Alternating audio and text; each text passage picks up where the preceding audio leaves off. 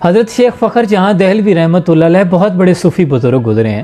جب دلی میں آپ کا شعرا دور دراز علاقوں تک پھیلنے لگا، ہزاروں کی تعداد میں لوگ مریدین ہو گئے، ہزاروں کی تعداد میں آپ کے جمعے میں لوگ مجمع میں شریک ہونے لگے، تو بادشاہ وقت کو یہ بات کھٹکنے لگی۔ اس نے کہا کہیں ایسا نہ ہو کل کو یہ میری ہی رعایا کو میرے خلاف بغاوت پہ اکسا دیں۔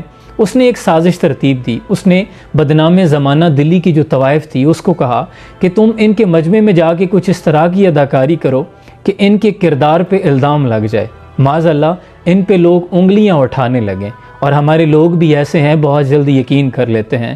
اقبال کہتے ہیں تعویل کا پھندا کوئی صیاد لگا دے، یہ شاخ نشیمن سے اترتا ہے بہت جلد۔ اور اس میں بھی کوئی شک نہیں، کچھ لوگ فنکار ہی اس قسم کے ہوتے ہیں کہ سامنے والے کو بھی خبر نہیں ہوتی کہ میرے ساتھ ہوا کیا ہے۔ مخلوق تو فنکار ہے اس درجہ کے پل بھر میں، سنگ در کعبہ سے بھی اسنام تراشے، تم کون ہو کیا چیز تیرا داغ کبابی، یہاں تو لوگوں نے مریم پہ بھی الزام تراشے۔ لوگ تو حضرت مریم حضرت یوسف پہ الزام لگانے سے باز نہیں آئے، اور یہ لوگ کسی آئینہ کردار بدن پر الزام لگاتے ہوئے ڈرتے بھی نہیں ہیں۔ اس نے کیا کیا کہ حضرت جمعہ پڑھا کے نکلنے لگے، مریدین کا دائیں بائیں مجمع تھا، وہ بھی سامنے سے آ گئی، آ کے کہنے لگی السلام علیکم۔ شیخ صاحب نے نظریں جھکا کے کہا وعلیکم السلام۔ اب ادھر ادھر سے لوگ سکتے میں آ گئے اور شش و پنج میں تھے کہ بازاری عورت کا حضرت سے کیا کام۔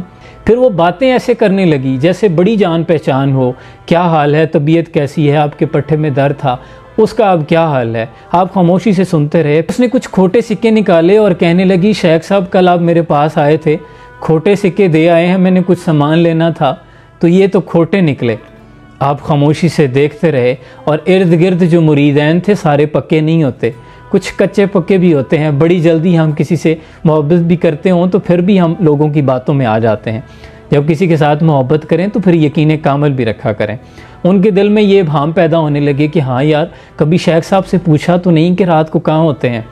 لیکن حضرت نے تبسم فرمایا اور مسکرا کر جیب میں سے اصلی سکے نکالے، اور نکال کر 3 دفعہ کہا کہ میری بیٹی، او پیاری بیٹی، میرا پتر تو کھوٹے دے جا اور یہ اصلی لے جا، اور اس کے بعد بھی اگر تجھے کبھی ضرورت ہو تو چلی آنا، فخر جہاں دہلوی کا دروازہ تیرے لیے ہمیشہ کھلا رہے گا۔ ابھی کچھ دیر میں وہ پتھر ٹوٹ جائے گا، میں اس کی سرد مہری پر محبت مار آیا ہوں، اور ہم تو دشمن کو بھی پاکیزہ سزا دیتے ہیں۔ آپ نے جب اتنے پیار سے کہا نا کہ میری بیٹی یہ کھوٹے سکے مجھے دے جاؤ اور اصلی لے جاؤ، اس کے بعد بھی جب تمہیں ضرورت ہو تو چلی آنا، فخر جہان کا دروازہ تیرے لیے ہمیشہ کھلا ہے۔ یہ کہہ کر آپ چل پڑے۔ وہ ایک طرف ہو کے کھڑی ہو گئی، اب دل و دماغ کی کیفیت بدلنے لگی۔ نگاہ ولی میں وہ تاثیر دیکھی، بدلتی ہزاروں کی تقدیر دیکھی۔ دوڑتی ہوئی جا کر قدموں میں گر پڑی، کہنے لگی کہ حضرت میں تو آپ کو بدنام کرنے آئی تھی، آپ کس مٹی کے بنے ہیں، آپ تو لگتا ہے کستوری کے بنے ہیں۔